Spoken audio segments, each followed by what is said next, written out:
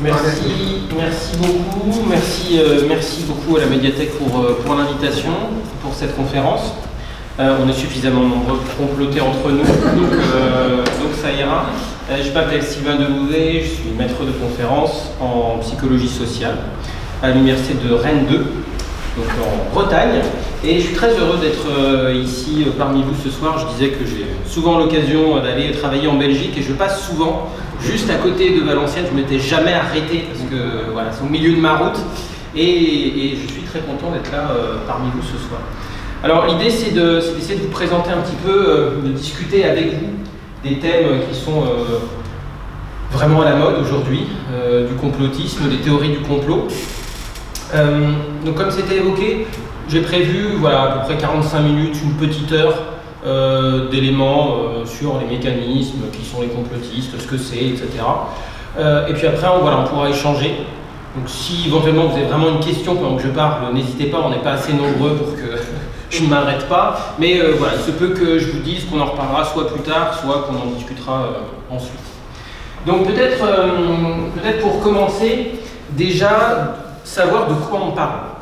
De quoi on parle? Parce que vous êtes venu ici, alors j'ai même pas vu exactement le titre, c'était quoi le complotisme? Le complotisme et les croyances conspirationnistes. Le complotisme et les croyances conspirationnistes. Donc vous voyez déjà complot, théorie du complot, complotisme, il y a plein de mots qui sont un petit peu différents. Et je voudrais déjà tout de suite commencer par un élément, par préciser qu'on ne va pas parler ce soir de complot. Oui. Voilà. Déjà, peu de monde qui était là, et tout de suite je vous dis qu'on ne va pas parler de complot, mais pour vous expliquer plus précisément, je veux dire par là que je ne suis pas historien, je ne suis pas politiste, je ne suis pas non plus journaliste. Donc ce soir, je ne vais pas vous faire des grandes révélations sur des complots historiques, sur des complots que l'on va qualifier de réels. Je ne suis pas là pour vous faire l'histoire du complot du 20 juillet 1944 avec la tentative d'assassinat d'Adolf Hitler. Je ne suis pas là pour vous expliquer les tenants, les aboutissants du Watergate, qui était partie prenante, comment, pourquoi, ni plus près de nous, je ne vais pas non plus vous parler de Snowden ou de la NSA. Je veux dire par là que des complots, il en existe, il en a existé, et je pense qu'il en existera encore demain. Mais moi, mon travail, comme chercheur en psychologie sociale, en sociologie, en sciences humaines et en sciences sociales pour aller vite, ça n'est pas de travailler sur l'existence des complots. Je ne suis pas là pour savoir si un complot est vrai ou est faux. Moi, ce qui m'intéresse, c'est notre cerveau. Alors, pas à disséquer comme ça, mais ce que je veux comprendre, moi, depuis très longtemps, c'est pourquoi on croit dans certains éléments. Et plus spécifiquement, pourquoi on préfère des explications complotistes à d'autres types d'explications. Et dans ma démarche, il n'y a pas de jugement de valeur. C'est-à-dire que moi, en fait, qu'on adhère à tel type de croyance ou à tel autre, que ce soit une croyance religieuse, une croyance superstitieuse, une croyance conspirationniste, ce qui m'intéresse, c'est les mécanismes cognitifs et socio-cognitifs. Socio-cognitifs, ça veut dire que ça ne se passe pas que dans notre cerveau, mais aussi avec les uns les autres, la discussion, les médias, notre entourage. Donc ce soir, je ne vais pas vous parler de complots. Vous pouvez toujours tout à l'heure m'évoquer des complots du 11 septembre à je ne sais quoi. C'est pas mon objectif. Moi, je vais vous parler de deux autres choses ce soir. Je vais vous parler de théorie du complot et de complotisme. Alors déjà, on pourrait avoir l'impression qu'il s'agit de la même chose. Mais je voudrais commencer par faire la distinction entre ce qui relève de ce que l'on appelle, nous, les théories du complot, et ce qui relève de ce qu'on appelle le complotisme. Les théories du complot, vous en avez ici un exemple, le top 4 des théories du complot mondialement diffusées, transmises, que vous connaissez certainement, je pense. Le premier concerne la mort de Lady Di, et donc la théorie du complot ici, consistant à dire que Lady Di n'est pas morte dans un accident, mais a été assassinée. Vous avez ensuite l'alunissage, donc en juillet 1969, les attentats du World Trade Center le 11 septembre 2001 et l'assassinat de Kennedy le 22 novembre 1963. Alors ce sont des théories du complot, ça veut dire quoi? Ça veut dire que ce sont des contre-récits spécifiques. Spécifiques dans le sens où ils s'adressent à un événement particulier. Il s'est passé quelque chose, Lady Di est morte, l'homme a marché sur la Lune, il y a eu un attentat, il s'est passé un événement. Et la théorie du complot, elle va viser à créer un contre-récit, une contre-histoire à la version officielle. Donc il faut vraiment avoir à l'idée que c'est une histoire, un récit. Mais c'est un récit un peu particulier, parce qu'à chaque fois, vous voyez, dans ces 4 cas, à chaque fois, on accuse un groupe de personnes d'être à l'origine de ces événements. Les services secrets britanniques, les services secrets américains, là encore les services secrets américains. Oui, bon, il y en a, ils cumulent un peu, effectivement. Donc, les théories du complot sont des contre-récits spécifiques qui sont sporadiques et isolés. Ça veut dire quoi? Ça veut dire qu'elles sont isolées à l'événement en particulier. Elles ne dépassent pas cet événement. La théorie du complot qui porte sur le faux alunissage, donc qui consiste à dire que les Américains ont inventé cette idée d'alunissage, que c'est Stanley Kubrick qui aurait créé ça en studio, ça s'arrête là. Personne va dire que Stanley Kubrick est aussi à l'origine de l'assassinat de Lady Di.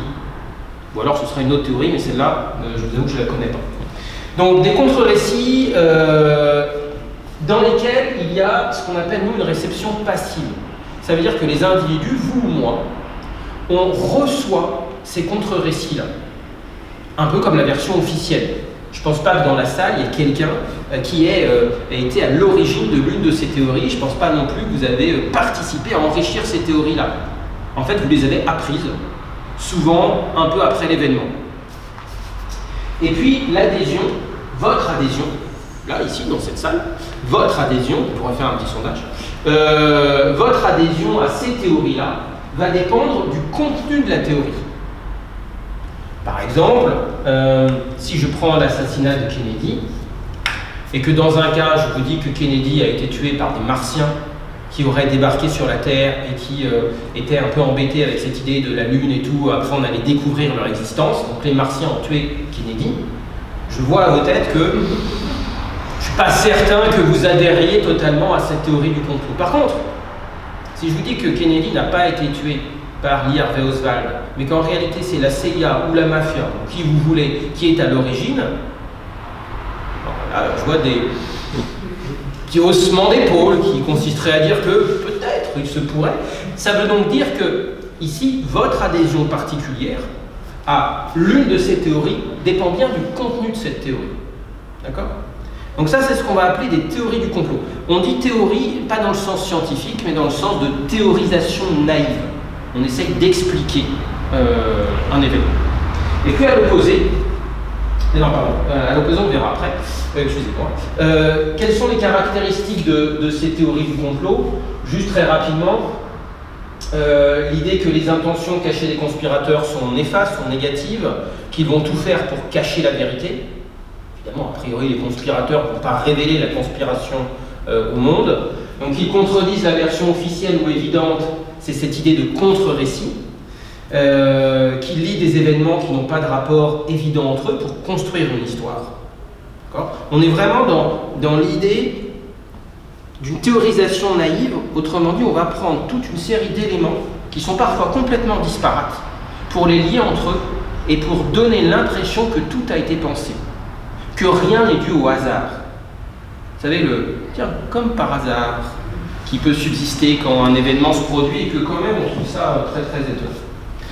Bon, donc ça, ce sont des théories du complot, elles sont spécifiques. Et peut-être que dans la salle, ici, là, ce soir, certaines parmi vous adhèrent à l'une de ces 4 théories-là ou à d'autres théories très spécifiques. D'accord? Peut-être que vous adoriez Lady Di, vous avez été tellement déçus par son décès si soudain, si tragique, que vous ne pouvez concevoir une mort accidentelle, une telle sainte. Et donc, vous adhérez à une théorie complotiste, une théorie du complot. Et donc, à l'opposé de ces théories du complot particulières, il y a ce qu'on va appeler, nous, le complotisme. Alors là, le complotisme, il ne s'agit pas de répondre à un événement particulier, il ne s'agit pas de faire un contre-récit à un événement isolé, mais c'est, au contraire, une espèce de super récit global, d'histoire globale du monde. On a, avec le complotisme, plus qu'une explication d'un événement, on a une attitude ou, je dirais, une vision du monde. On pourrait même parler d'une forme d'idéologie. C'est-à-dire que les complotistes voient le complot partout. surtout. Pas forcément avec une théorie spécifique attachée. L'idée essentielle est qu'on nous ment, qu'on nous manipule et qu'on nous cache la vérité. Exemple de complotisme, les reptiliens. Peut-être que vous avez déjà entendu parler des reptiliens, sinon ce sera l'occasion ce soir à la médiathèque d'apprendre qu'ils sont parmi nous. Les reptiliens, c'est l'idée selon laquelle il y aurait des espèces de gros lézards qui auraient envahi la Terre il y a très longtemps, qui auraient pris apparence humaine. Mais quand même, les gros lézards, ils ont bien fait les choses, c'est-à-dire qu'ils ont pris l'apparence de ceux qui ont du pouvoir. Vous voyez, les gros lézards, c'est des chefs d'État, c'est des chefs de gouvernement, ce sont des industriels, etc., etc. Les reptiliens, c'est ce qu'on va considérer être du complotisme, c'est-à-dire qu'il n'y a pas une théorie particulière, il n'y a pas un événement particulier. En fait, c'est simplement l'idée qu'ils seraient parmi nous. Dans le cas du complotisme, l'adhésion, contrairement aux théories du complot, l'adhésion va dépendre de la posture que l'on adopte et pas du contenu. Je vous ai mis d'autres exemples avec QAnon ou avec la Terre plate. Donc ici, dans le complotisme, on est souvent dans une production active où on est soi-même auteur, en partie, du discours autour de l'objet. Donc on va aller sur les réseaux sociaux numériques, auprès de nos amis, auprès de notre famille, et on va défendre une idée globale. Si je pouvais la résumer, ce serait: on nous cache la vérité, on nous ment, on est tous manipulés, il y a des complots partout. Et donc derrière, on peut accrocher plein de théories du complot particulières. Alors, évidemment, présenté comme ça, on a l'impression que d'un côté, il y aurait les théories du complot, de l'autre côté, il y aurait le complotisme. En réalité, les deux sont liés par ce qu'on appelle en psychologie la structure monologique du complotisme. Excusez-moi le terme un peu barbare et compliqué. Mais pour l'expliquer simplement, vous avez ici eu un ensemble de théories du complot spécifiques. Donc les attentats Charlie Hebdo, la 5G, l'assassinat de Kennedy, Big Pharma. Donc Big Pharma, ce serait l'entente des grandes entreprises pharmaceutiques, la pédophilie, l'alunissage, etc. Ce qu'on constate, c'est que quelqu'un qui adhérerait à une de ces théories particulières, mettons, je ne sais pas, Kennedy, aurait plus de chances d'adhérer à une autre de ces théories-là, quand bien même elles n'ont pas de lien. On est bien d'accord qu'il n'y a strictement aucun lien entre Kennedy et le 11 septembre 2001. Ne serait-ce que dans le temps, c'est pas possible. Et pourtant, quelqu'un qui serait persuadé qu'il y a eu une théorie du complot autour de l'assassinat de Kennedy a plus de chances, par rapport à quelqu'un qui croit à la version officielle, a plus de chances de croire aussi à une autre théorie du complot. Et vous voyez où ça amène, c'est que plus on adhère à des théories du complot spécifiques, plus on adhère à d'autres théories du complot spécifiques, et au bout d'un moment, en fait, on n'a même plus besoin d'adhérer à des théories du complot spécifiques, on a une vision complotiste du monde. C'est-à-dire qu'au bout d'un moment, je peux même vous donner n'importe quel événement, et vous considérerez que derrière, il y a un complot. Ok? Donc, moi, c'est ce qui m'intéresse. Ce sont les théories du complot, c'est-à-dire pourquoi vous, moi, n'importe qui, avons tendance, face à un événement imprévu, inconnu, donc ça peut être un acte de terrorisme, ça peut être le décès d'une personnalité, ça peut être une catastrophe naturelle, un événement imprévisible, pourquoi l'être humain aime se raccrocher à des explications de type complot? Donc ça, c'est théorie du complot, donc essayer de comprendre comment et pourquoi. Et puis de l'autre côté, pourquoi certains en font presque une vision politique du monde. Alors justement, de qui parle-t-on? C'est qui ces complotistes? C'est qui ces théoriciens du complot? Est-ce que nous avons dans la salle ce soir, on a pris les noms, les prénoms, on a tout, on a les cartes, et ils ont badgé, ils ont passé leurs cartes à... De toute façon, on sait ce que vous empruntez dans cette médiathèque. Donc ça déjà, c'est un peu complotiste, vous voyez, comme phrase. Mais pour dépasser un peu cette plaisanterie, ce qui est important de bien comprendre, c'est que les complotistes, ce ne sont pas ceux qui sont dehors. Et les non-complotistes, ce ne sont pas ceux qui sont ici ce soir-là ou qui sont dans la médiathèque. En réalité, il n'y a pas eux et nous. C'est-à-dire qu'il n'y a pas les complotistes, les autres, et nous, les non-complotistes. Il s'agit d'un continuum. Un continuum, ça veut dire quoi? Ça veut dire que ce n'est pas un phénomène en tout ou en rien. on a des gens qui peuvent adhérer plus ou moins, je vous le disais, à des théories du complot, jusqu'à devenir complotistes. Mais le complotiste étant la figure un peu ultime, on va le dire comme ça, ben juste avant, il y a plein de versions, il y a plein de types différents. Et dans ces types différents, ben, il y a peut-être vous. Pardon. Dans ces types différents, il y a peut-être nous. Et je viens de vous dire qu'il ne faut pas dire que ce sont les autres. Je ne peux pas dire vous, il faut que je m'inclue forcément dedans. Donc c'est pour ça qu'un certain nombre d'auteurs ne parlent pas de complotistes ou d'adeptes de théorie du complot, mais ils parlent de mentalité de conspiration. C'est-à-dire une manière de penser le monde, une manière de voir le monde à travers le complot. Évidemment, la question qui vient à l'esprit, c'est, puisqu'il y a ces différentes étapes, ces différents stades, on peut être complotiste de manière différente, ben, pourquoi on le devient? Pourquoi? Alors, en psychologie, il y a 3 grands modèles, enfin en sciences humaines, en sciences sociales, même pour aller vite, il y a 3 grands modèles qui expliquent pourquoi on devient complotiste. Alors avant de présenter ces 3 grands modèles, juste peut-être un mot sur un élément que vous avez peut-être à l'esprit, mais qu'on va écarter tout de suite. C'est l'idée d'un lien entre le complotisme et un problème psychopathologique. Pendant très longtemps, on a fait des liens très forts entre la paranoïa et le complotisme, en disant que les complotistes étaient tous paranoïaques, et donc ça renvoyait à une forme de pathologisation, d'une certaine manière, du complotisme. En réalité, toutes les études les plus récentes et toutes les méta-analyses qui existent ne montrent aucun lien direct entre un problème psychopathologique et l'adhésion à des théories du complot. C'est pas parce qu'on adhère à une ou à des théories du complot qu'on a un problème psychologique. Par contre, on peut très bien avoir un problème psychologique et adhérer à une des théories du complot. Je le dirais même autrement, dans une population donnée, on sait qu'il y a un pourcentage de cette population-là, pris au hasard, qui souffre de problèmes psychopathologiques. Ben, il n'y a pas de raison que chez les complotistes ou chez ceux qui adhèrent aux théories du complot, il n'y ait pas le même pourcentage. Mais en tout cas, il n'est pas surreprésenté. Donc ce n'est pas parce qu'on croit que Little a été assassiné par les services secrets britanniques sur ordre de la reine mère, c'est pas parce qu'on croit ça qu'on a un problème psychologique. Donc écartons ce modèle-là, et c'est pour ça que je ne veux pas vous le présenter ou pas expliquer plus d'avance. Ensuite, donc, on a trois grands modèles, 3 manières de comprendre pourquoi on devient complotiste. Le premier, c'est ce qu'on appelle le modèle déficitaire. Alors, le modèle déficitaire, il explique simplement que on choisit d'adhérer à des théories du complot pour répondre à des besoins.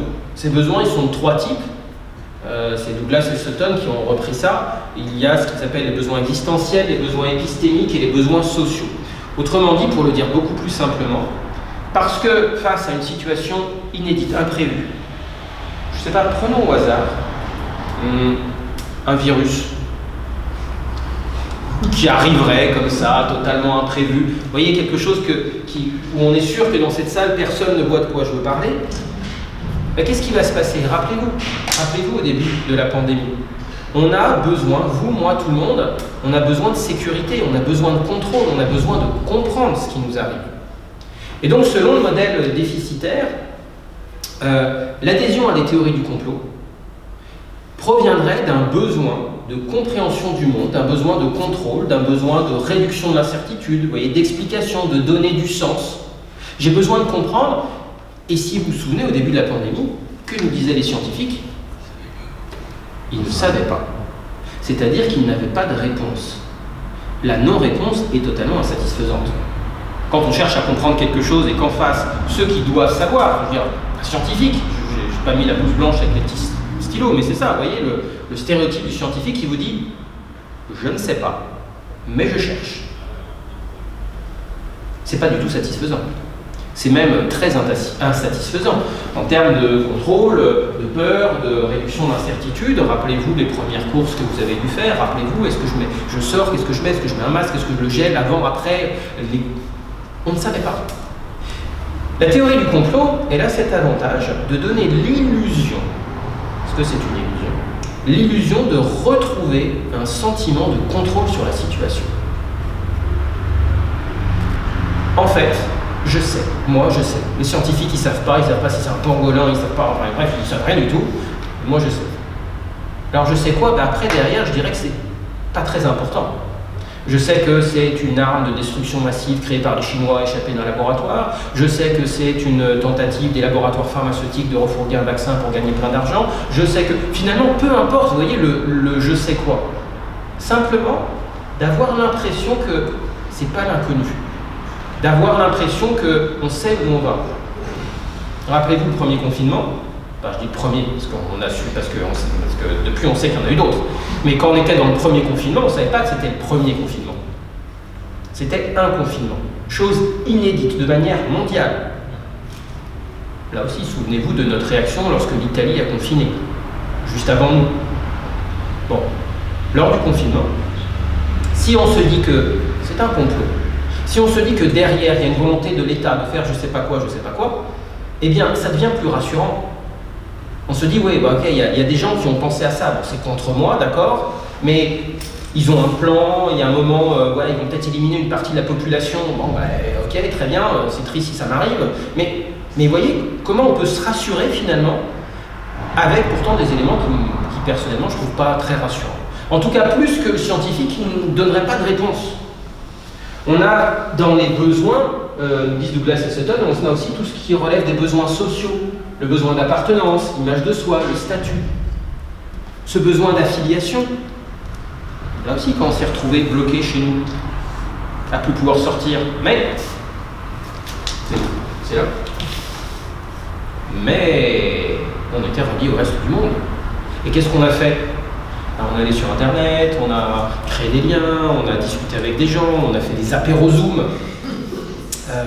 Tout ça pour continuer à créer du lien. Et dans cette création du lien, eh bien, si vous trouvez quelqu'un d'autre qui a des idées sur ce qui se passe, bah, vous pouvez être tenté d'avoir une oreille attentive et puis vous-même de diffuser derrière cette idée-là. Donc le premier grand modèle, excusez-moi, je n'ai pas vérifié la bouteille.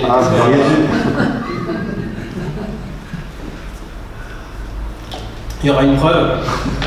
J'espère qu'il y a une vidéo si jamais il m'arrive quelque chose. Vous êtes complices, il n'y aura pas de témoin.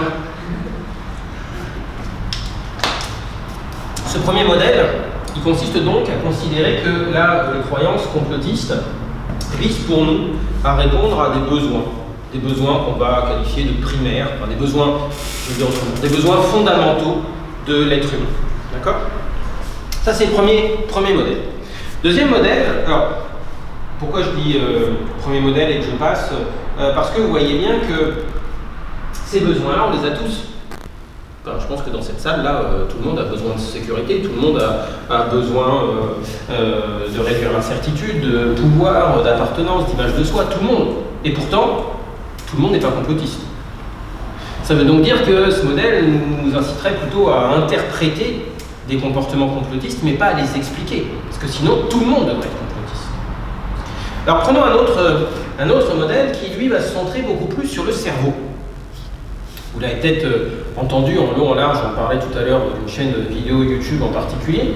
Ce modèle, il se base sur notre cerveau et sur ce qu'on appelle les biais cognitifs. C'est pas un gros mot, vous avez déjà dû en entendre parler dans les médias, à la radio, à la télévision, je suis sûr qu'il y a des livres ici. Et si ce n'est pas le cas, je vous conseille un livre d'un collègue qui s'appelle Pascal Wagner-Egger, qui est illustré par un dessinateur sur les biais cognitifs, très accessible. Et ces biais cognitifs, en fait, c'est des erreurs de fonctionnement de notre cerveau. On parle aussi d'heuristique de jugement, c'est-à-dire que quand on est confronté à des informations qui nous arrivent, eh bien, notre cerveau n'est pas un ordinateur. Et notre cerveau, il a tendance à faire des petites erreurs, il a tendance à s'enrayer un petit peu. Alors pourquoi il s'enraye? Eh bien, parce qu'on sait qu'on a deux manières de penser. Je schématise un petit peu, mais pour aller vite, c'est ça. On a une première manière de penser qui est une pensée intuitive, c'est une pensée rapide. Sauf que cette pensée rapide, elle amène souvent à faire des erreurs. Et dans cette pensée rapide, eh bien, on a, alors vous ne voyez pas très bien là, mais je vous assure qu'il y en a beaucoup, on a plein de biais cognitifs qui arrivent. Cette pensée rapide, on l'utilise dans la vie de tous les jours parce que cette pensée, elle nécessite peu de ressources. Ça ne nous fatigue pas beaucoup. Ça permet, vous savez, de faire autre chose en même temps. Hein, on fait la cuisine, on fait un truc, on machin, et puis on peut répondre à quelqu'un qui nous pose une question. Mais quand on fait ça, comprenez bien qu'on ne peut pas mettre toutes les ressources dans la question qui nous a été posée. Ce qui explique parfois que la personne nous repose la question en disant « Oh, tu m'écoutes ?» Ben oui, oui, bien sûr. Non, tu m'écoutais pas, t'as dit vache, alors que je te demandais combien. Ben, vous voyez, ça veut simplement dire que vous étiez en routine et vous dites « Bon, à cette heure-ci, il ou elle me demande ça, généralement, donc je vais lui répondre ça. Mince, j'ai pas vraiment écouté, c'était pas la question, je me suis fait avoir, je suis piégé. » Sauf que souvent, ça a marché. Et personne n'a rien vu. Donc cette pensée intuitive, c'est une pensée rapide, mais c'est une pensée dans laquelle il y a plein de petits biais qui se cachent. Et puis à l'opposé, on a une pensée qu'on appelle analytique. C'est une pensée réfléchie, c'est une pensée posée, c'est une pensée coûteuse. Parce que quand on fait ça, quand on utilise la pensée analytique, ben on doit mettre nos ressources cognitives. C'est une pensée qui est délibérée, qui n'est pas automatique, et qui prend du temps. Vous voyez, c'est quand on vous pose une question, vous faites attends, vas-y, dis-moi. Ah, ok. Et vous voyez que ça a nécessité quoi? D'arrêter toutes les autres tâches, de vous centrer sur la demande, d'écouter, de réfléchir et de donner la réponse. Et ça, on ne pourrait pas le faire tout le temps. Vous imaginez dans les interactions de la vie quotidienne, si vous êtes tout le temps en train de dire stop, stop, tu vas trop vite. Vas-y, dis-moi, je prends un papier et un crayon. Et là, la personne vous dit non, je suis juste en train de te donner la liste des courses. C'est comme d'habitude, si tu achètes du pain, du lait, du truc. Non. Du pain. Quel type de pain? Avec ou sans graines? Tradition ou moulé, comment? Avec, alors, combien de grammes? Non, en fait, du pain. Vous voyez que si vous faisiez ça dans la vie de tous les jours, c'est pas possible. Donc notre cerveau, il a tendance à privilégier la pensée intuitive. Mais cette pensée-là, elle est le lieu d'erreur. De pas mal d'erreurs, mais il y en a qui nous intéressent plus spécifiquement pour le complot. Parce que notre cerveau, par exemple, il a besoin de trouver du sens dans l'aléatoire. D'accord? On n'aime pas le hasard. Et on a besoin d'essayer de recréer du sens. Et ça fonctionne même très loin, puisque notre cerveau, regardez les images que j'ai mises ici, notre cerveau voit des choses qui n'existent pas. Parce que là, par exemple, vous ne voyez pas un balai, mais vous voyez une espèce de monstre chevelu. À côté, vous voyez un petit personnage un peu béat, très content d'être ici ce soir, c'est chouette, il fait chaud, il y a de la lumière. Ça veut dire quoi? Ça veut dire que notre cerveau, instinctivement, a tendance à créer du sens là où il n'y en a pas. Vous avez peut-être fait ce jeu, enfin moi je fais ce jeu-là avec mes enfants, avec les nuages. Alors, on regarde les nuages et on essaye de trouver, alors là ça ressemble à une tortue, mais non je vois pas, mais si regarde là, il y a la tête et tout. C'est-à-dire qu'on donne du sens, le nuage il n'est pas venu en tortue, enfin, c'est un nuage. Mais nous, on va créer du sens. Donc notre cerveau, il est, vraiment si je le disais schématiquement, il est câblé pour essayer de donner du sens à ce qu'il voit. Alors d'habitude c'est du sens qui est logique. D'accord? On s'attend, voilà, je m'attends, il y a des chaises qui sont ici, sans vous regarder vraiment, je m'attends à ce que vous soyez assis sur les chaises. Vous voyez, personne soit sous la chaise avec la chaise sur la tête. Si c'était le cas, il faudrait un petit temps d'ailleurs, il faudrait même que je m'arrête pour que je traite l'information en disant c'est bizarre ça. Notre cerveau, là, il va donner du sens à des choses qui n'en ont pas. Ici, on a un visage qu'on voit sur la Lune, c'est pas un visage en fait. Vous voyez, c'est selon les ombres, on a l'impression qu'il y a une tête. Vous voyez, avec les yeux, le nez, la bouche, mais sous un angle particulier et dans un sens particulier. Notre cerveau, il a tendance aussi à aller chercher ce qui va appuyer ses propres croyances. C'est ce qu'on appelle le biais de confirmation, le biais de confirmation d'hypothèse. Il est vraiment central dans les théories du complot. C'est l'idée selon laquelle on va privilégier soit les informations qui vont dans le sens de nos croyances, soit à accorder plus de poids aux informations qui vont dans le sens de nos croyances.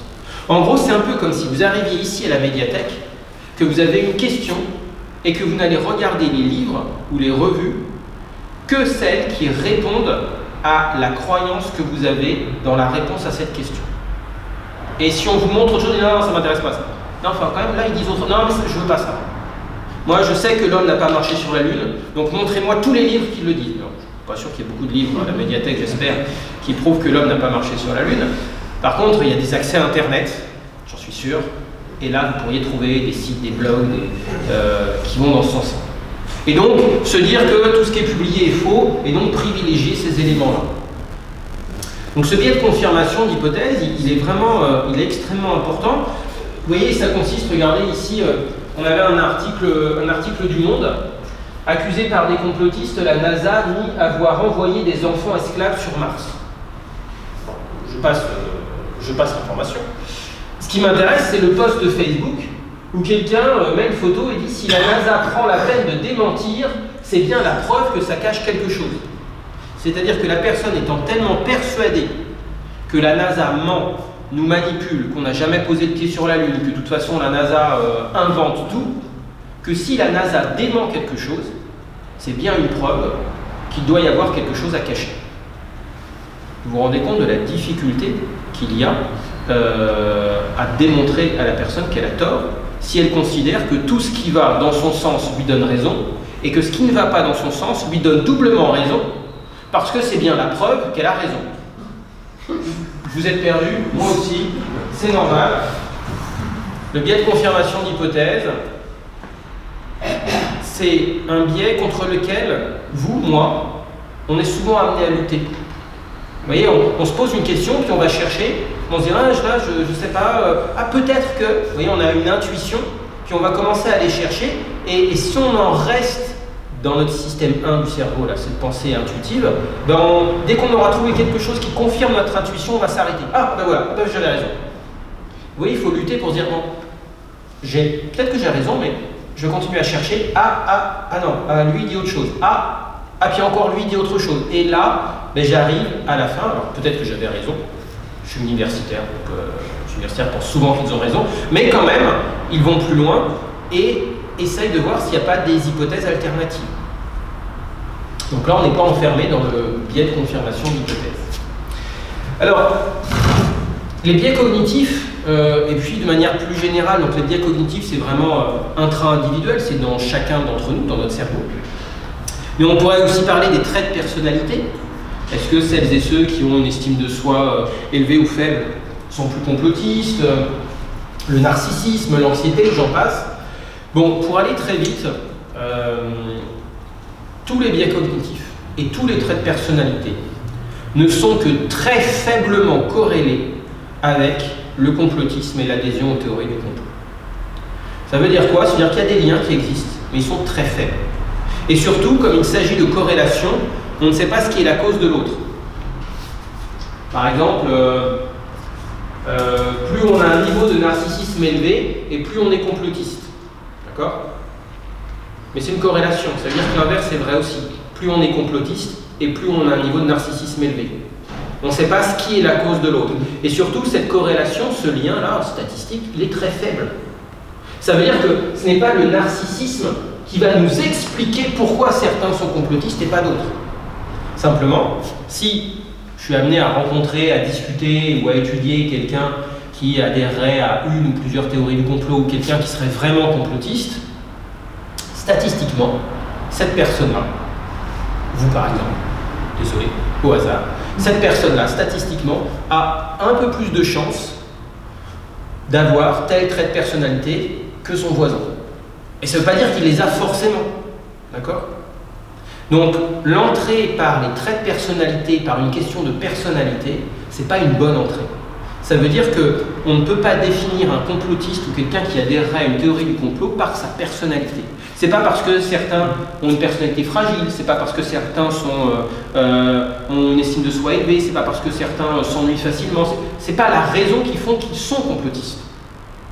C'est un élément qui peut jouer dans leur complotisme, on va en parler dans un instant, mais c'est pas la raison première. Alors pourquoi je dis que c'est un élément qui peut jouer dans leur complotisme? Eh bien, parce que dans le troisième modèle, on va considérer le complotisme comme une radicalisation des croyances. Je vous ai dit tout à l'heure qu'il fallait voir le complotisme comme un continuum. D'accord? Alors, si on le voit comme un continuum, on a donc différents stades, différentes étapes. Okay? Et plus on aboutit, plus on arrive vers l'extrême, plus on aura une forme radicale de la croyance dans le complot.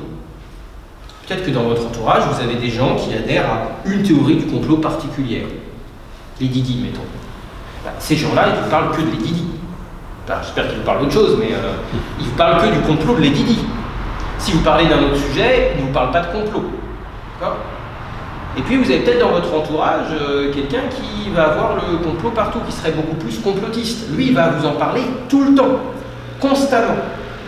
Ça veut dire quoi? Ça veut dire que pour lui ou pour elle, le complot devient un élément tellement important qu'il est non négociable, qu'il est non négociable, non discutable presque. Ça veut dire qu'il y a une forme de radicalisation de la croyance. Radicalisation de la croyance, ça veut dire que la croyance devient radicale, devient non négociable. Je sais que le complot existe. Si tu n'es pas d'accord avec moi, ça veut dire que tu es contre moi, ça veut dire que tu es avec eux. Là, on est à la radicalisation extrême de la croyance, plus de négociabilité. Mais avant, il y a plein d'étapes. Ouais, quand même, je me pose plein de questions, je sais pas. Donc, selon ce modèle, si on prend ici un petit schéma que je trouve extrêmement parlant, qu'on a repris, j'ai coécrit un ouvrage avec un collègue de Suisse, Sébastien Dieguez, qui s'appelle Le complotisme, dans lequel on reprend cette figure-là qui provient d'une recherche d'autres collègues, Franck et ses collaborateurs. Si vous voyez, on va prendre les types là, vous voyez, type 1, 2, 3, 4, 5. Les premiers là, ici, là, 1, 2, 3, ce sont des gens qui peuvent adhérer à une théorie du complot particulière ou qui peuvent simplement se poser beaucoup de questions. Ce n'est pas des gens que je qualifierais de complotistes. C'est vous, c'est moi, c'est, comme je vous disais tout à l'heure, c'est un continuum. Il n'y a personne qui n'est pas du tout complotiste. Ça n'existe pas dans le monde, ou alors ça veut dire que c'est quelqu'un qui n'a jamais ouvert un livre d'histoire. Quelqu'un qui considérerait qu'aucun complot ne peut exister, que non, les services secrets ne nous montrent pas, que non, les gouvernements, c'est pas possible. Donc déjà à la base, on l'est tous un petit peu. Mais cette base, elle est qu'au début. Et vous voyez que tant qu'on n'arrive pas à ce qui est noté ici, conversion éveil, c'est-à-dire que tant qu'on n'arrive pas à la création d'un endogroupe, d'un groupe de complotistes, ben, je ne qualifierais pas ces personnes de complotistes. Ici, là, 1, 2, 3, je qualifie ces personnes soit d'individus qui adhèrent à une ou des théories du complot spécifiques, soit le niveau 1 à des personnes qui sont très sceptiques, qui doutent de beaucoup de choses. D'accord ? Mais il faudra attendre une étape supplémentaire qui aboutit à, alors ça c'est de la rhétorique complotiste, à l'éveil. Ces gens-là seraient éveillés, ne seraient plus endormis, auraient vu la vérité c'est l'existence du complot. Et donc quand on passe à cette phase-là, eh bien là on rejoint un endogroupe. C'est qui? Ce sont les complotistes. C'est-à-dire que là on n'est plus un individu qui se pose des questions, un individu qui adhère à une théorie particulière, on est avec d'autres. Et avec d'autres, on a vu la vérité, on n'est pas des moutons. Donc ici, bah, ça va voilà, extrêmement loin. Et donc, ce groupe-là, il considère qu'il y a un vaste complot. Ce groupe-là, c'est le groupe des complotistes. Et ce vaste complot, il peut se résumer de cette manière-là. On aurait des élites malfaisantes. Alors les élites malfaisantes, ça peut être des extraterrestres, ça peut être les juifs, et hop, on lit ça avec l'antisémitisme. Ça peut être les francs-maçons, ça peut être les Illuminati, ça peut être le groupe de Bilderberg, ça peut être les multinationales, ça peut être l'agroalimentaire, ça peut être les groupes pharmaceutiques. C'est qui vous voulez. Les sondes. C'est ça. C'est dans l'atelier. Qui vous voulez.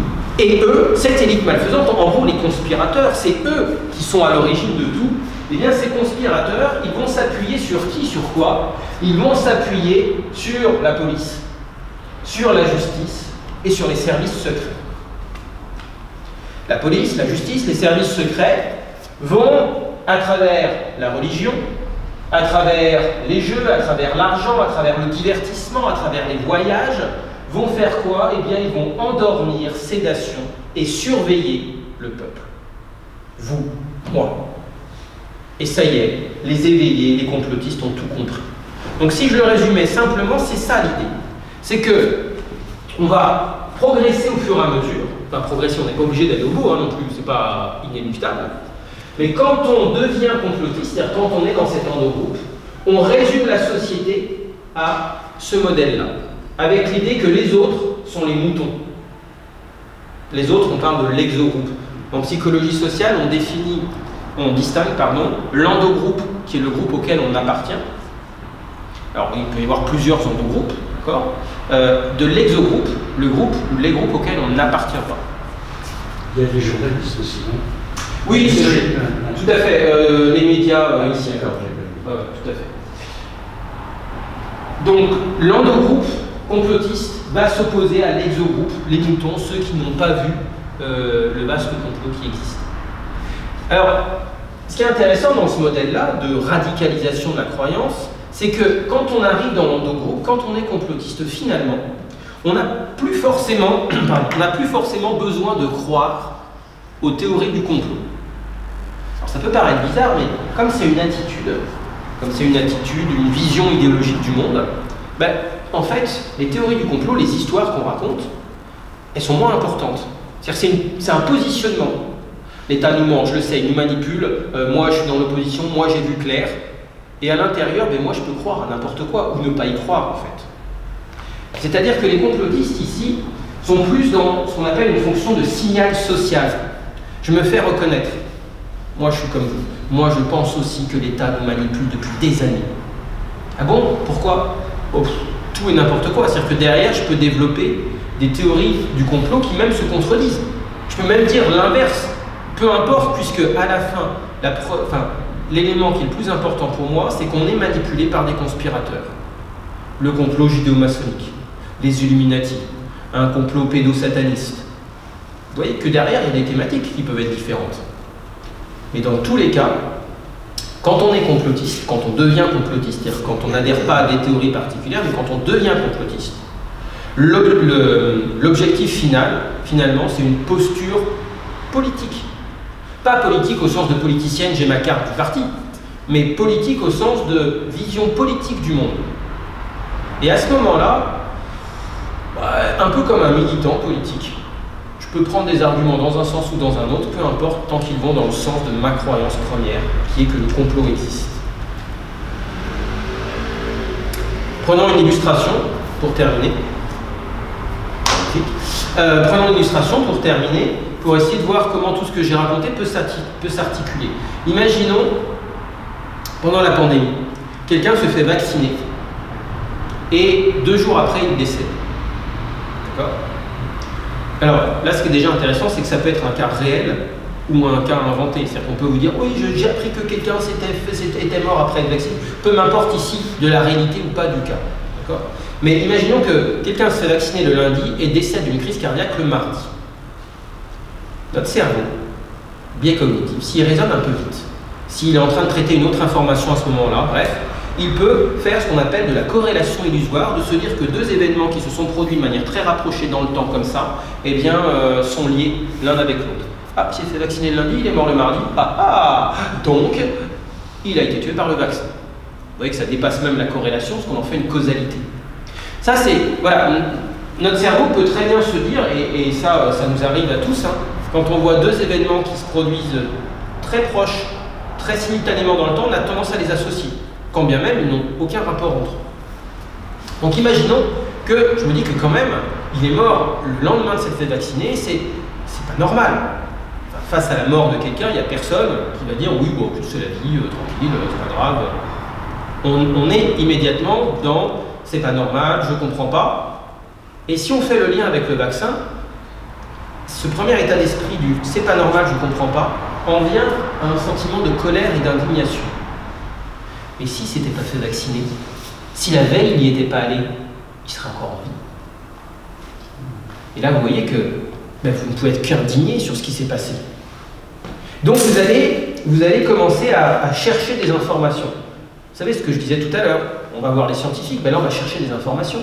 Non il s'est fait vacciner, il est mort, mais est-ce que c'est possible, mais comment? Vous allez venir à la médiathèque avec les ordinateurs en libre accès, et là vous allez commencer à chercher. Et là vous allez voir plein de cas. On a entendu parler de quelqu'un en Allemagne qui était mort après s'être fait vacciner, une jeune italienne, et ceci et cela, quelqu'un qui vous raconte un cas, qui revient un cas. Vous ne savez pas si tout est vrai ou tout est faux, mais vous avez accès à plein d'autres cas. Et donc là, ben, plus vous cherchez biais de confirmation d'hypothèse, plus vous n'allez chercher que ce qui va dans votre sens. C'est-à-dire que vous n'allez pas regarder les millions de personnes qui se sont fait vacciner qui n'ont rien eu. Vous allez regarder uniquement celles qui ont eu des... enfin là, le décès, c'est quand même une complication très très grave. Quand bien même, encore une fois, le cas est réel ou inventé, puisque vous n'avez pas la possibilité de le vérifier. Si on vous parle de cette jeune Italienne qui est décédée à 16 ans après s'être fait vacciner, en février dernier, ben, je viens de l'inventer là, en vous parlant devant vous. Mais ça peut paraître crédible, il suffit que je vous dise qu'elle était de Milan, qu'elle avait 16 ans et que c'est ses parents qui l'ont poussée à se faire vacciner. En plus, vous voyez, je rajoute un petit élément. Ses parents l'ont obligée. Elle ne l'aurait pas fait elle-même. Et elle est décédée. Donc, ça renforce notre indignation, notre colère. Mais mon sang, mais quand même, une jeune fille comme ça. Donc on cherche sur Internet. On cherche sur Internet et plus on cherche et plus on trouve des cas. Plus on en parle à son entourage. Mais vous vous rendez compte quand même ce que j'ai trouvé. Mais sauf que votre entourage, lui, ne cherche pas. Ça ne m'intéresse pas, éventuellement. Donc votre entourage, il ne va pas réagir. Ouais, bon, c'est n'importe quoi. Ou alors il va vous dire, non mais arrête, c'est n'importe quoi ce que tu lis sur Internet. Sauf que je vous rappelle que vous avez un sentiment déjà de colère et d'indignation. Et si votre entourage, si vos amis, si votre famille ne le partagent pas, qu'est-ce qui va se passer au bout d'un moment? Au bout d'un moment, vous allez avoir tendance à vous désengager. Pourquoi? Parce que vous allez peut-être trouver d'autres gens qui partagent votre indignation. Vous allez aller les trouver où? Ben en fait, vous allez aller les trouver dans des communautés que vous allez trouver.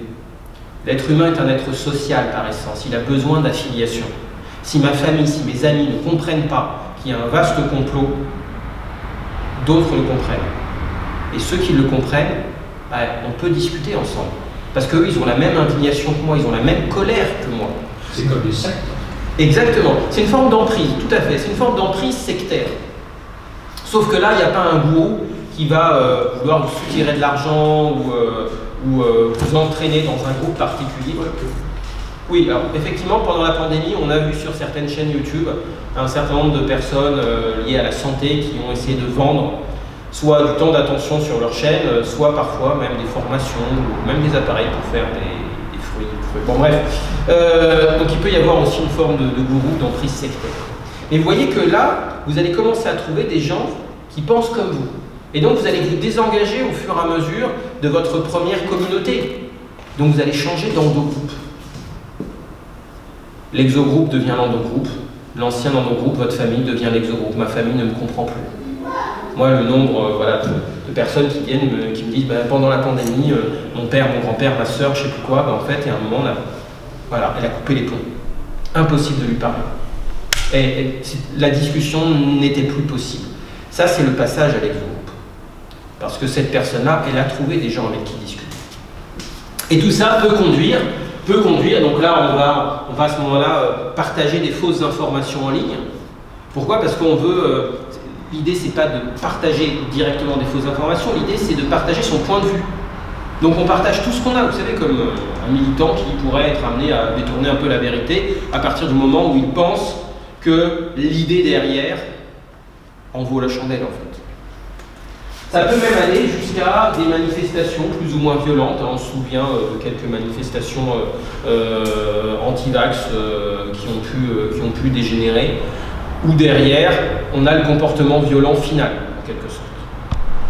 Alors, dans cet exemple, on voit quoi? On voit que l'individu qui va être pris dans cette emprise qu'on évoquait tout à l'heure, on arrive à avoir une nouvelle grille de lecture de la réalité. Et on va passer après du vaccin à la guerre en Ukraine, au réchauffement climatique, au conflit israélo-palestinien, puisque ensuite on réapplique, de toute façon. Puisqu'on est passé dans ce fameux endroit. Donald Trump, ancien président des États-Unis, vous explique que le réchauffement climatique est une invention du gouvernement chinois pour passer devant les États-Unis en termes de production. Et bien derrière, il ne réduit pas l'utilisation des voitures, il ne fait aucune démarche pour réduire le réchauffement climatique. C'est le complotisme qui a un effet sur la politique et la montée des populismes. C'est le complotisme qui a un effet sur la santé publique. Ce n'est pas l'adhésion à une théorie du complot particulière. Je vous remercie pour votre attention. J'essaie de faire synthétique. Beaucoup. Et donc nous avons maintenant un petit temps pour que, alors soit je revienne sur certains éléments, parce que je suis allé quand même très vite, soit je réponde à vos questions. Je vous écoute.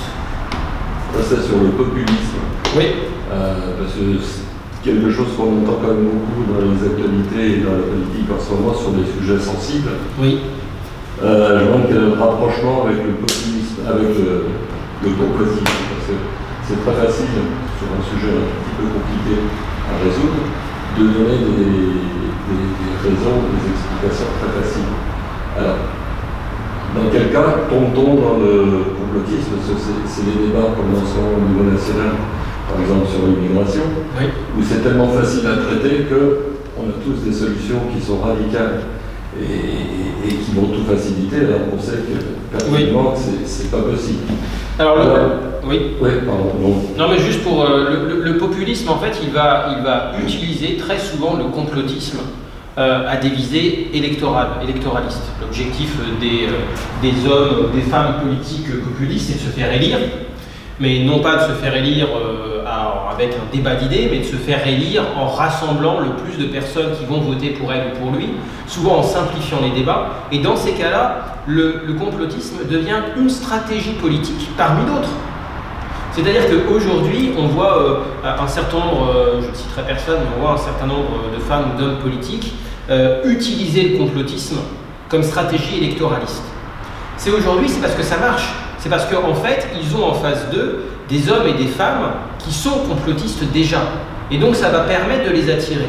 Mais si demain, si demain le complotisme est beaucoup moins intéressant, beaucoup moins à la mode, ils changeront de stratégie. Et on voit que dans la stratégie complotiste, selon les groupes politiques qui sont concernés, la stratégie est un peu différente. C'est-à-dire qu'on peut viser certains groupes, par exemple les juifs, donc là on est dans l'antisémitisme, donc là ça marche beaucoup mieux avec les partis politiques d'extrême droite, typiquement. Mais ça c'est un fonds de commerce, j'oserais dire. Donc là le complotisme, il est très ancien, hein. On a plein d'auteurs, vous avez peut-être des ouvrages ici à la médiathèque de Pierre-André Taguieff, je vous invite à aller lire, qui est un historien spécialiste de l'antisémitisme et du complotisme. Mais lui, ce qui l'a intéressé depuis le début, c'est le complotisme d'extrême droite. Pourquoi? Parce que le complotisme d'extrême droite, par essence, est antisémite et par essence considère que les juifs ont créé un groupe et sont contre eux, etc., dominent le monde et j'en passe. Mais si on prend des groupes politiques autres, on peut avoir d'autres conspirateurs qui sont visés. Donc aujourd'hui, en fait, le complotisme est utilisé. On l'a vu avec Donald Trump, avec Jair Bolsonaro au Brésil, avec Poutine, avec en Italie, en Argentine, là, avec la nouvelle élection du président. Donc, ici, le complotisme est utilisé comme une stratégie parmi d'autres, en fait. Pas plus, pas moins. C'est simplement parce que ça leur permet de donner des réponses simples à des problèmes qui sont complexes. Alors, attention, des réponses simples qui sont parfois compliquées. C'est-à-dire que les théories du complot, je ne sais pas si vous connaissez certaines théories ou si vous avez dans votre entourage des gens qui adhèrent à des théories spécifiques, parfois les théories semblent très très complexes. Prenons le 11 septembre par exemple.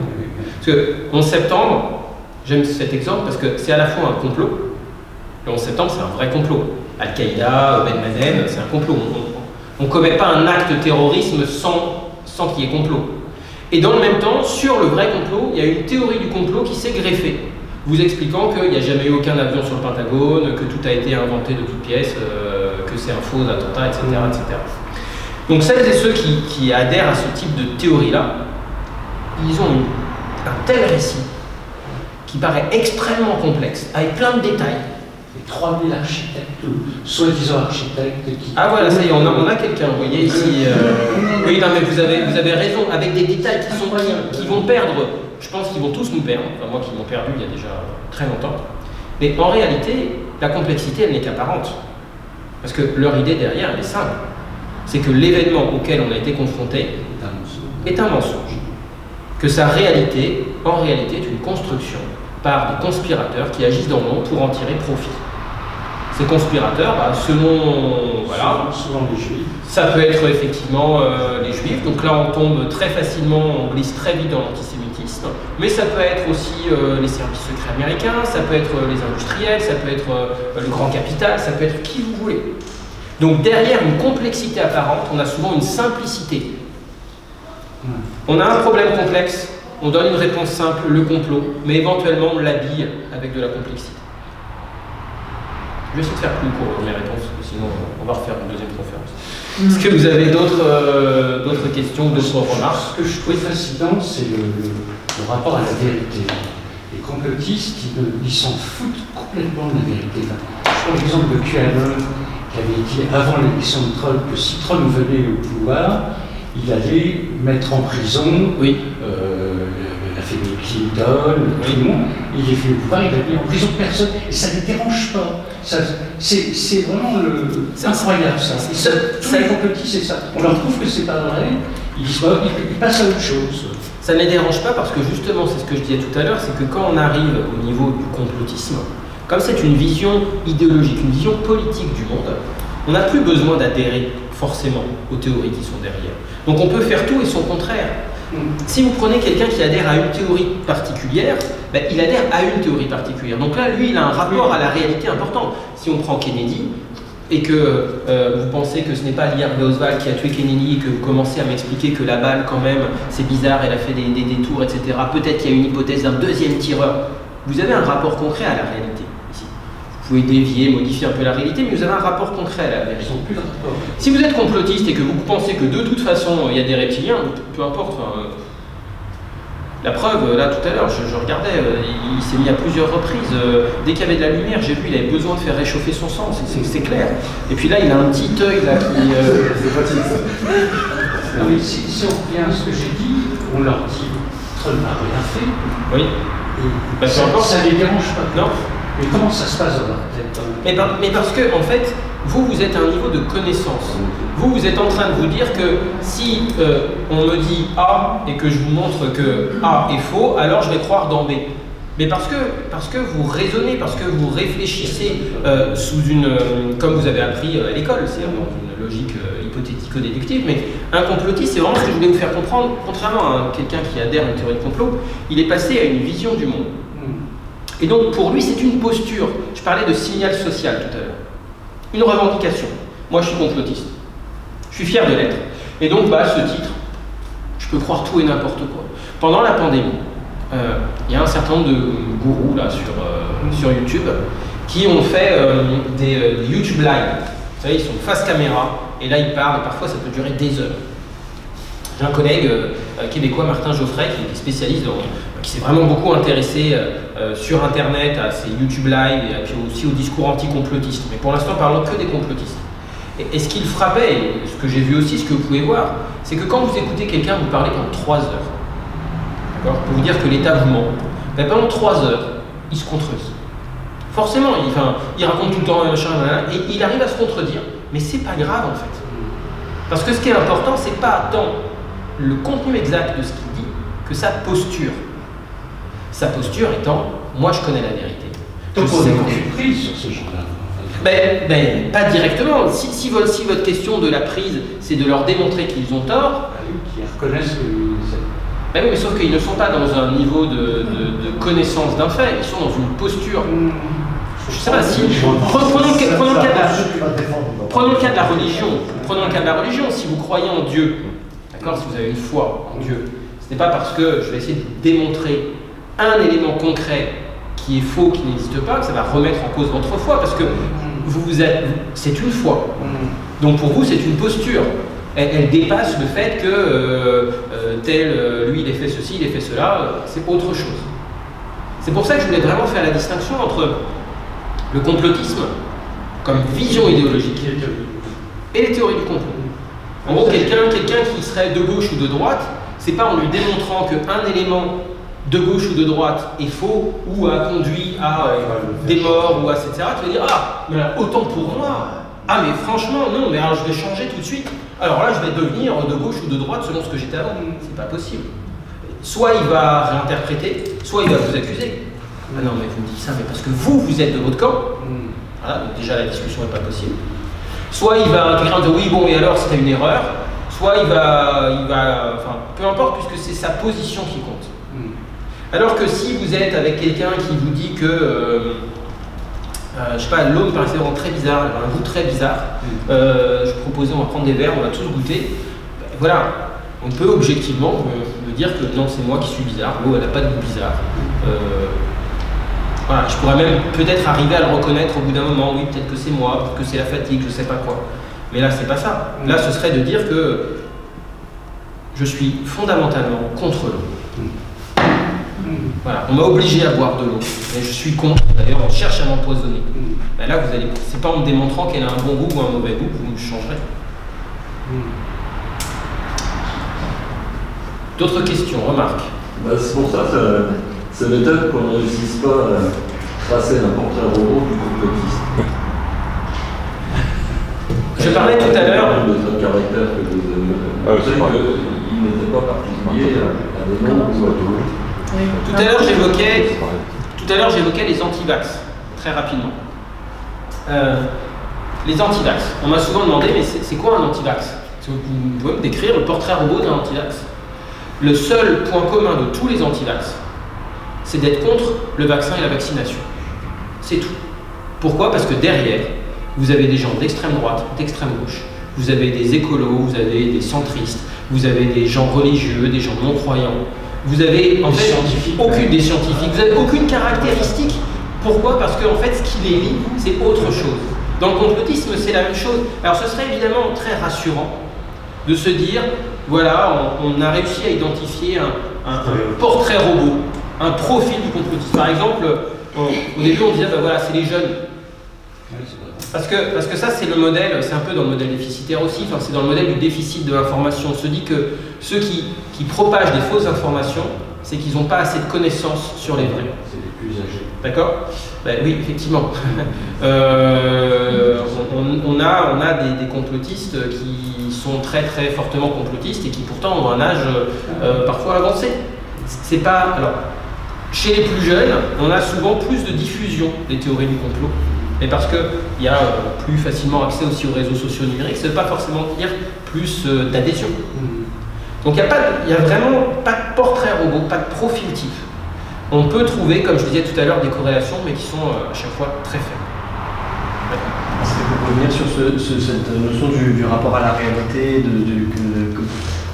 oui, les gens qui n'acceptent pas de se tromper. Il y avait, je crois, des expériences américaines il y a quelques dizaines d'années, avec des tests avec des groupes de 10 personnes avec 9 complices, dans lesquels, par exemple, il y avait un exercice, c'était de dire entre deux barres sur un dessin, lesquelles étaient les plus courtes, les plus longues ou de la même taille.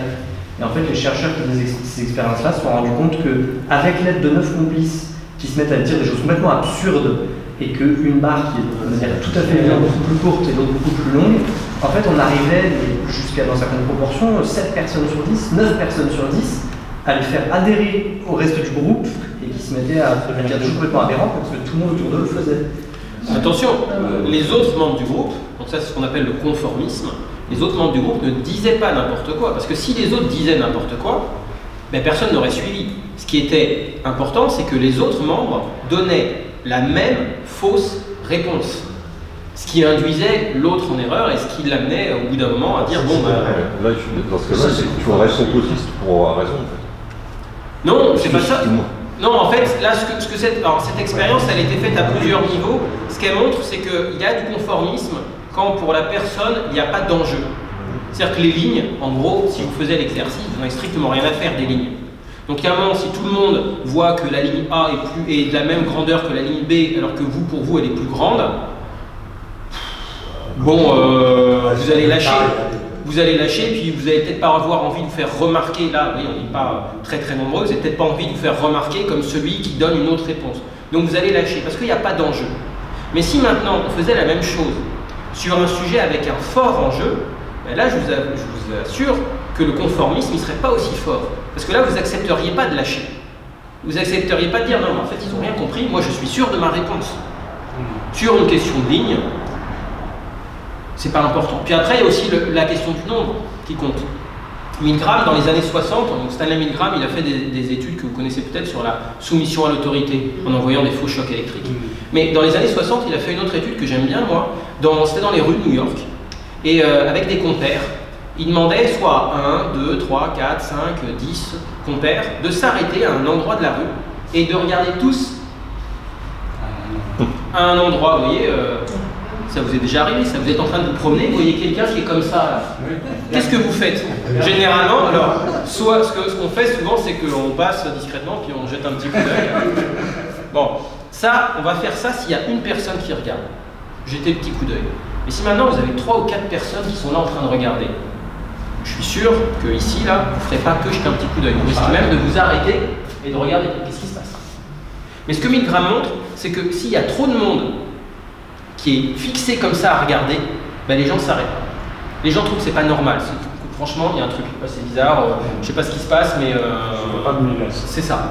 Donc il y a un niveau, il y a un effet plafond en fait. Ça sert à rien de mettre 15 personnes, vous en mettez 4-5, ça suffit, même 3, ça suffit pour que les gens s'arrêtent. Qu'est-ce qui se passe alors Mais si on n'a qu'une, vous serez plus discret. Juste un petit coup d'œil. Mais faites ça, hein. Amusez-vous, vous êtes à 2 en train de marcher dans la rue, puis à un moment vous arrêtez, comme ça, juste pour regarder. Voilà. Et ce qui est très fort en plus dans cet effet-là, qui est un effet qu'on appelle l'effet d'ignorance collective, c'est que mettons vous êtes à 2, vous faites ça, vous regardez un instant comme ça sans rien dire, donc il y a 2-3 personnes qui vont s'arrêter, et vous repartez. Ben, les 2-3 personnes qui se sont arrêtées, qui ne savent pas pourquoi elles se sont arrêtées, vont suffire pour que d'autres s'arrêtent. Peut-être qu'elles vont repartir et ainsi de suite. Donc vous ne serez plus là, et ça va continuer. Tout Valenciennes. Tout Valenciennes va regarder. C'est pas regardable. Voilà, après, ça peut être une stratégie de marketing, et vous pouvez, devant la médiathèque, vous arrêter et regarder comme ça. Exactement. Il y a une conférence ce soir, venez. Et donc, des gens vont venir. C'est quoi notre idée du nombre de complotistes en France, normalement, je sais pas, un pourcentage ou... Et la deuxième question, est-ce que le fait qu'on vit dans un monde où aujourd'hui les fake news, c'est du matin au soir, ça peut pousser les gens à devenir plus ou moins, ou est-ce que ça pourrait avoir un impact sur le premier, la quantification, on n'en a pas, parce qu'il faudrait savoir ce qu'on quantifie, et tout le monde n'est pas forcément d'accord sur ce qu'on va qualifier de complotiste ou pas. Est-ce qu'on met ceux qui adhèrent à des théories de complot, à partir de combien? Bon, puis l'idée, c'est pas non plus de ficher des gens sur des croyances, parce qu'après tout, ce sont des croyances. Le problème, s'il y en a un, c'est les conséquences d'une vision complotiste du monde sur la santé publique, sur le climat, sur l'environnement. C'est là où il y a un problème. Avant que dans la salle ici, vous pensiez que Lady Di a été assassinée par les services secrets britanniques. Ouais, mais si on prend l'exemple de la vaccination, là, c'est complètement différent. Tout à fait. Parce que là, on est en question de santé publique. Mais j'oserais dire que là, le 90% des gens qui sont vaccinés. Oui, mais il faut vous savez que dans la vaccination, il faut qu'il y ait un nombre suffisant qui se vaccine pour qu'elle soit efficace, parce que sinon, en fait, elle ne sera pas efficace. Mais là, c'est l'anti-vaccination qui pose problème, qui peut s'appuyer sur des thèses complotistes, mais pas forcément. Il y a des anti-vax qui ne sont pas complotistes, donc là, c'est autre chose. Sur la deuxième question, sur la question des fake news, donc des infox, en bon français, selon le langage de l'Académie française, donc on dit infox.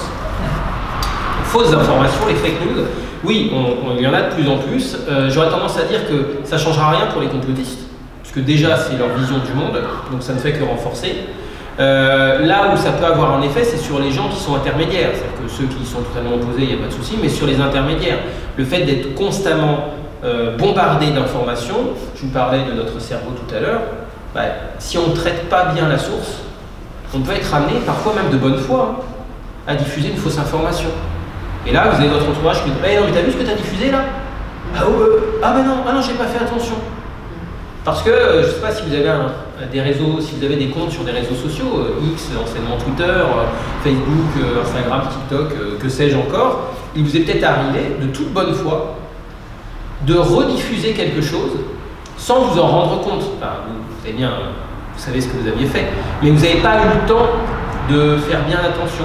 Avant que Elon Musk rachète Twitter, il y avait une fonctionnalité que je trouvais plutôt bien sur Twitter, c'est que quand vous retweetiez un tweet avec un article, il y avait un petit panneau qui arrivait en disant « Attention, vous n'avez pas lu l'article. Est-ce que vous voulez vraiment le retweeter ?» Je trouvais que c'était bien parce que parfois, on se dit « Ah, Attends. Ah ouais, non, mais en fait, non. Bon, Elon Musk a très rapidement supprimé cet élément qui, pour lui, est un élément qui va contre la liberté d'expression. Ça veut dire que, voilà, juste parce qu'on aime bien l'image, il y avait une image à un moment, peut-être que vous l'avez vu, ça, c'était on avait un éléphant. Oui. Un éléphant. Ouais, il y avait. C'est ça, il y avait une lionne qui était à côté de lui, il y avait un éléphant, et dans la trompe de l'éléphant, il y avait un petit lion, un lionceau. Et il y avait écrit dessous quelque chose du type regardez ce que les hommes ne savent pas faire, ce que les êtres humains ne savent pas faire, la nature sait le faire. Cet éléphant conduit ce lionceau mort de soif. D'accord. Bon. Cette photo, je l'ai vue sur Facebook, diffusée, partagée par la plupart de mes amis dans tous les sens. J'en pouvais plus, j'en avais marre de voir ce téléphone, etc. Et on a eu quelques fact-checkers, des journalistes, Libération, etc., qui ont montré que la photo, elle était fausse. En fait, c'était un montage, que la photo était fausse. D'accord. Et là, moi, ce qui m'a intéressé, c'est de voir la réaction de ceux qui avaient diffusé la photo. Parce qu'il y en a qui l'ont supprimé. Moi, j'ai des amis qui très vite l'ont supprimé en disant tant pour moi, je me suis trompé, on m'a induit en erreur. Puis il y en a d'autres qui l'ont laissé. Donc moi, je suis allé leur demander. Au fait, attends, t'as pas vu, petit lien de Libé, petit lien du Monde, regarde, ce que tu as diffusé, c'est faux. Et certains m'ont répondu, je trouvais ça très révélateur, on dit oui, j'ai vu. Mais c'était pour la bonne cause. Exactement.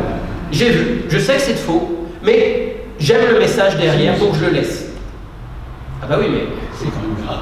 C'est grave parce que, en fait, à partir de quand tu aimes le message, tu n'aimes pas le message donc tu sais que c'est une fausse information qui est présentée comme une vraie, mais tu l'as. Parce que, vous savez, on pourrait des parodies, ou si c'était, ou si le montage était grossier, si on savait que c'était quelque chose de faux, ça peut tout à fait être diffusé. En disant, les hommes n'en sont pas capables, mais les animaux, eux, ne seraient-ils pas capables de cela? Et là, on fait un dessin où on fait, là, c'est pas une fausse information. Mais là, on laisse à croire que la nature, elle, a plus d'humanité que les hommes et les femmes. Et donc là, c'est diffusé sciemment. Et là, ça interroge pourquoi tu ne le retires pas. J'aime le message qui est derrière. Donc là, l'idéologie, j'aime le message qui est derrière, ça veut dire que je suis prêt à diffuser des choses que je sais pertinemment fausses pour le message. C'est pour ça que je disais tout à l'heure que l'adhésion au contenu, il devient secondaire pour des complotistes. C'est la position qui compte plus que la théorie particulière. Donc ces gens qui diffusent ce genre de messages sont complotistes malgré eux?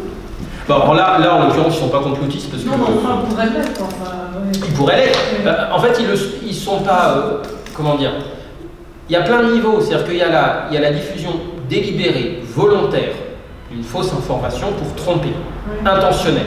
D'accord? Donc là, je sais ce que je fais quand je le fais, et j'ai vraiment je sais pourquoi je le fais, j'ai mon objectif, je peux éventuellement avoir un agenda politique derrière, on est des militants, et l'objectif c'est de bombarder, c'est de faire croire, vous savez, les faux tags, les trucs, voilà. Ça c'est délibéré. Voilà. Après, on va avoir des gens qui, parce qu'ils partagent l'idéologie, le rediffusent, mais eux, c'est plus que, ça va dans le sens de ma croyance, bien de confirmation, je l'envoie. Et puis après, on peut encore avoir d'autres gens, et là ça peut être vous ou moi, qui, par inattention, parce qu'on gère plein d'autres trucs, trouvent que tel message, oui quand même, oui c'est vrai que c'est pas bien clair la position du gouvernement à ce moment-là, et je balance le truc, sans me rendre compte que ça vient, je sais pas, sans me rendre compte que je suis une petite pierre d'un rouage plus global, et que finalement je suis manipulé. Donc vous voyez, on peut pas mettre, c'est pas parce qu'on diffuse des fausses informations. Tu peux penser comme ça déjà. Non, oui, là après la question c'est à quel point l'intentionnalité qu'on imagine derrière certains acteurs, c'est du complot ou pas. C'est pour ça que moi je pense que ceux qui ont une intention délibérée, ils sont quand même minoritaires par rapport à ceux qui le font de manière inconsciente ou automatique. Le complétisme, il faut quand même penser qu'il y a un petit groupe de personnes qui dirigent le monde, pour nous, pour notre... Oui, qui dirigent le... Après, ça dépend de la version complotiste. Soit ils dirigent le monde, soit ils sont contre notre propre groupe. Cette idée-là, c'est que les conspirateurs agissent dans leur intérêt propre, mais contre nous. Pas contre moi, mais contre nous, globalement. Oui, parce que dans la théorie, par exemple, du 11 septembre, ils disent que les avions, les complotistes disent que les avions, il n'y avait personne dedans, étaient délibérés. quand même 200 passagers par avion qui sont morts.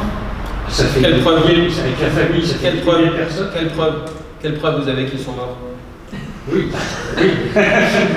Attention, En fait, vous voyez que là derrière, trouver les preuves, ça on va aller les chercher, les preuves. Qui vous dit qu'elles n'auront pas été inventées? En fait, vous voyez que si ma position, si j'ai une croyance qui vous dit qu'il y a eu un complot, tout ce que vous me direz, je pourrais le contredire. Et surtout que vous, les éléments que vous m'avez donnés, vous me les avez donnés parce que, et ça c'est peut-être un élément que je n'ai pas cité tout à l'heure qui est important, c'est parce que vous faites confiance dans certaines sources. Je crois que c'est ça. Vous faites confiance a priori dans les journalistes, vous faites confiance a priori dans les politiques, vous faites confiance a priori dans les scientifiques, vous faites confiance a priori dans les gouvernements. Attention, quand je dis ça, ça ne veut pas dire que vous ne savez pas qu'il n'y a pas des gouvernements qui mentent, qu'il n'y a pas des scientifiques qui trichent, qu'il n'y a pas des médias qui sont corrompus. Mais ça veut dire qu'à la base, moi, en fait, quand c'est écrit dans un journal, avec des journalistes qui ont fait leur travail et que je connais ce journal pour son sérieux, à la base, je le crois. Ça ne veut pas dire que derrière, il n'y aura pas une contre-enquête qui me démontrera que ce journaliste-là, non, il a été corrompu, il a été acheté. Mais c'est pas pour ça que ça remettra en cause ma confiance globale dans le journalisme ou le journalisme. Je prends l'exemple, par exemple, de la Terre plate. Ça voudrait dire qu'il y a des millions de scientifiques, des millions d'images qui sont fausses. C'est invraisemblable de penser qu'on puisse cacher autant de choses. Il y a quelque chose de dément.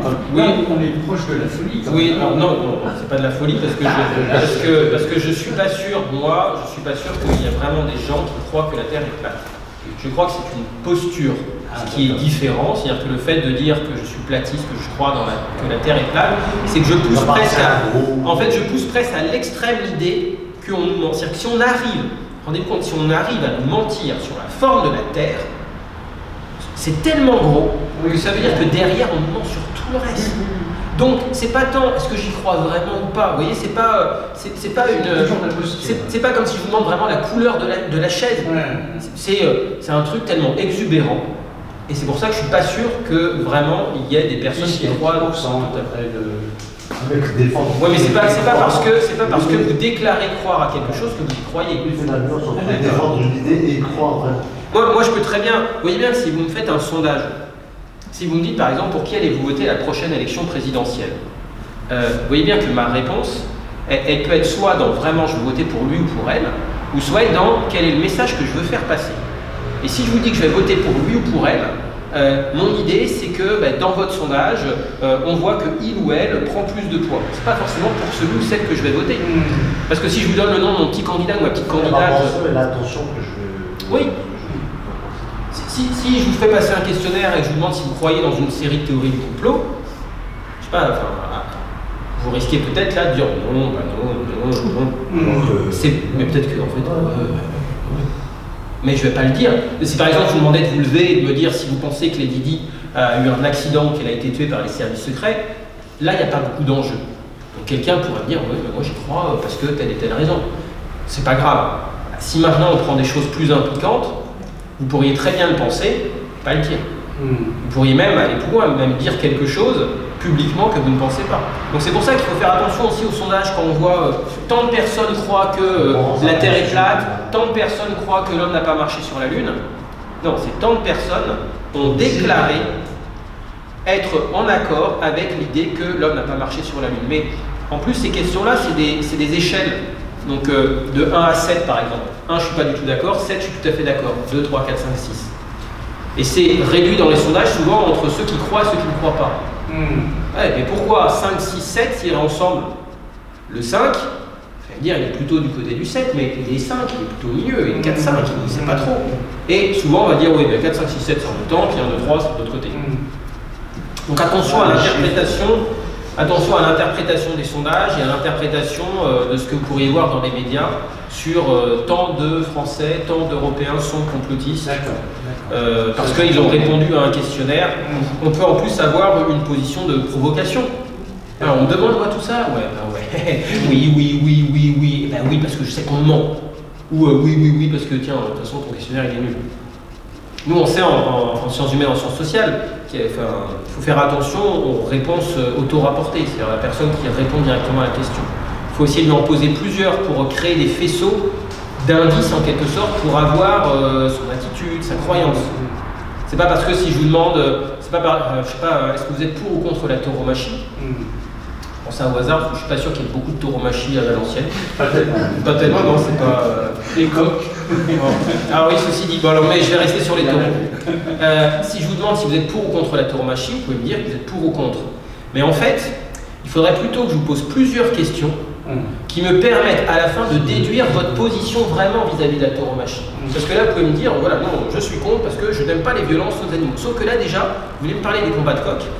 Donc, là, je pourrais tout de suite me dire, ouais, alors en fait, finalement, ouais, finalement, peut-être que un coq c'est moins grave, une poule c'est moins grave qu'un bœuf. Donc, vous voyez, il faudrait que je vous pose plein de questions pour après être capable de vous situer par rapport à d'autres. Mais le plus simple serait de vous faire passer un sondage et à la fin de dire à Valenciennes, 99% des personnes qui fréquentent la médiathèque sont opposées à la tauromachie. Je ne suis pas sûr que ce soit totalement faux, mais je ne suis pas sûr que ça nous apprendrait grand-chose. Je vous remercie de votre attention. Merci beaucoup. Merci. Vous aussi. Et on vous donne rendez-vous. La prochaine conférence, ce sera le 10 février et ce sera sur l'intelligence artificielle. Sujet ô combien intéressant aussi. Ouais, tout à fait.